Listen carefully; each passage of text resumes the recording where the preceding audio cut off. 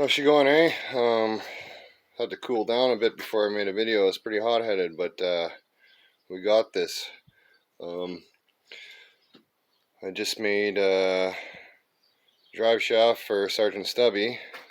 So I went and see my buddy Jim, who has everything a guy ever needs. Well, if GM stuff anyhow. So I told him I need a lap belt. He had one on his deck. I told him I need a short little seat. He said take one out of his cube van. And I told him I need a drive shaft. Well, he had a shaft. They're all an inch too short. And then he had one that was too long, and the issue with it, it was like a 1 inch more diameter. So I wanted the small one because the stub shaft, that's a Studebaker stub shaft. So I fit it. I've done this a few times, and it's a bloody nightmare, let me tell you. But so you want to get your yokes square. So put a level on your yokes and get them square with each other. And then, since you're going pipe and pipe, you have to have that sucker even. So what I usually do, after you tack it and cut the tack about 6 million times and you think you got it, take a drill bit that fits tight and make sure it fits all the way around everywhere, and then you know you got it evenly spaced. Then, use a square and put a square off the ears and make sure it's true with the shaft. And then run a square or flat edge, straight edge down the shaft, and make sure you have equal gap through here.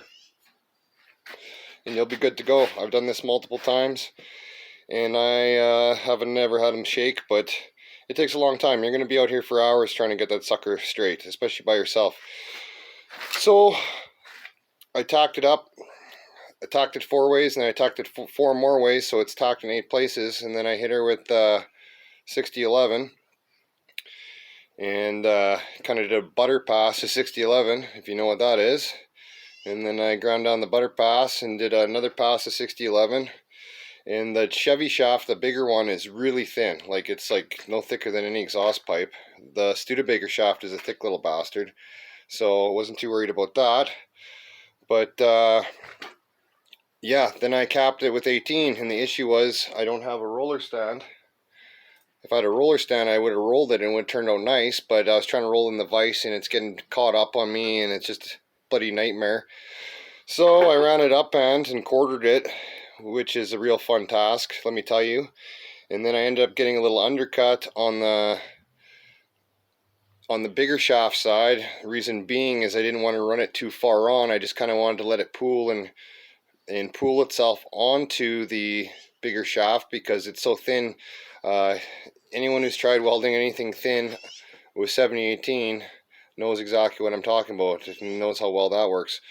But anyhow, we're doing good. And as for flux core, I know a lot of you guys are running flux core, but honest to God, like, it's good if you're welding a hook on a fence post. That's about all it's good for. The wire itself costs twice as much, so you're saving absolutely nothing by buying a bottle. It's the dirtiest, messy shit around.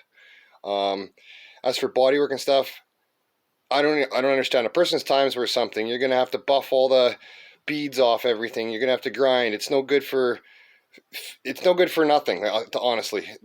I've worked many fab shops. Sure, they use flux core on things like tanks and stuff, but they're also using shielding gas with it. Like I said, it's good to weld a hook on a fence post. That's about it. So if you think you're going to build a killer drag car with a flux core welder you paid $100 for, think again. Spend $300, get one you can put a bottle on and use a bottle. And even then, if it's a 110 volt welder, you're limited to what you can do. Don't be thinking you're going to be welding spy gears and axle housings together and cutting frames and putting fish plates in and all sorts of shit like that with a flux core 110 welder, or even a 110 on gas MIG, for instance. They're just not meant for it.